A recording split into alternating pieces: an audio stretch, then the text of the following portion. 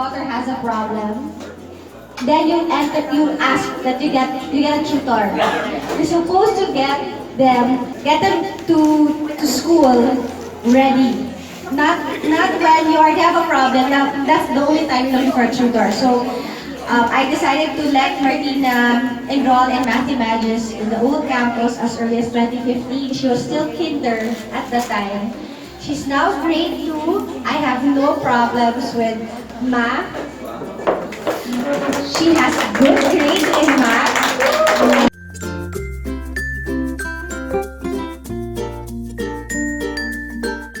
And gets me have good grades in school because like it gets harder and harder when you grow up in each level.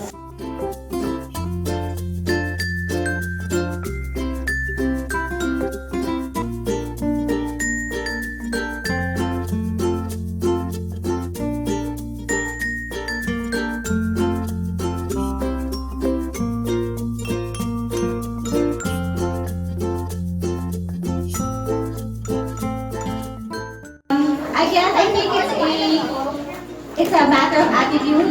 If you think that math is hard, it will be hard. But if you're introducing your daughter or your child early on, then they develop an attitude, a friendly attitude towards math.